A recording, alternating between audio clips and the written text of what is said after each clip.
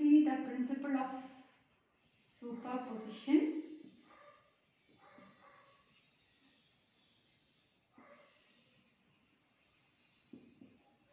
Principle of superposition is, if you have got a bar like this, it is not subjected to a single force P, it is subjected to different loads at different segments. So you have to take each segment separately, find out its deformation and then take the algebraic sum. So that is the principle of superposition. That is, you are dividing that into different segments or different portions and then taking the algebraic sum in order to find out the total deformation. So with this problem, we will just explain the principle of superposition. This problem is referred as question 3 in module 1, page number 27. You can refer the notes uploaded in Google Classroom. So in this, capital E is also given as 210 GPa and the area of projection is same throughout as 500 millimeter square. So you need not have to multiply or use any formula, the area is directly given.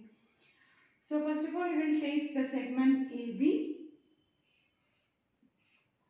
and from this point A, you take all the forces to the left of A.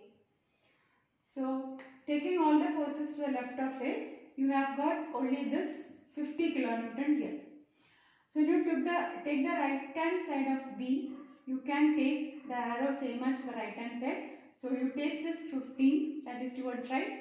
This 10 is towards left, so I will put as minus 10 and this 45 is coming towards right, so it is plus 45. So algebraic sum is coming as 60 minus 10, it is coming as 50 kilonewton. So this segment AB is subjected to a tensile force of 50 kilonewton. Similarly, you can take up the portion BC, right? So this is the portion BC. So we will take up all the forces to the left of B. Let us put it as an arrow like this. So to the left of B, what are the forces acting? This 50 and this 50. So since I have put the arrows towards left, I will put this as plus 50. This 15 is towards right, so I will put it as minus 50. So we will have here 35 kilonewton, right? So then you consider all the forces to the right of C, at C and to the right of C. So again I will put the arrow towards right, just assuming the direction like this. So towards right means this 45 is towards right, so I will take up that 45 and this 10 is towards left, so I will put as minus 10. So 45 minus 10 you get as 35 kilonewton. So you please see, check that both the sides you are getting the same values, otherwise this will not be in equilibrium. It will move to the direction of the greater force. So this particular segment BC is now subjected to a tensile force of 35 kilonewton. Now you take the third segment, that is CD, right? So at CD you have got, to the right of D it is very simple. To the right of D you have got only this 45 kilonewton. So that is understood. So the check here is, to the left of C also you have to take get the same value of 45. So let us find out what is happening on to the left hand side. I will put the same direction because this is already 45. So this has to be 45. So we will just check what are the forces acting to the left of C. Take the algebraic sum of all the forces. So here you have got this 50 and this 10. So I will take it as 50 plus 10, right? This is coming to the right, so it is minus 15. So we will have here 50 plus 10, 60 minus 15. So it is again 45 kilonewton. So this segment is now subjected to tensile force of 45 kilonewton.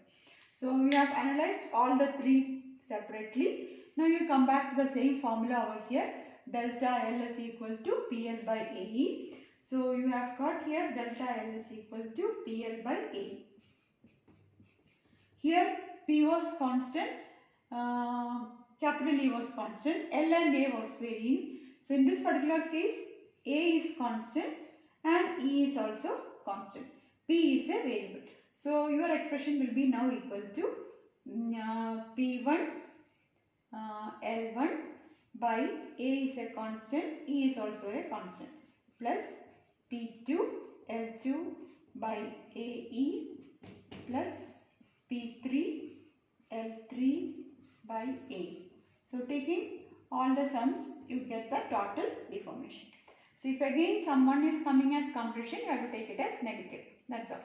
Here all the three forces are coming as tension. So you sum up all the deformation, you get the final answer. So we can compute this and get your final answer.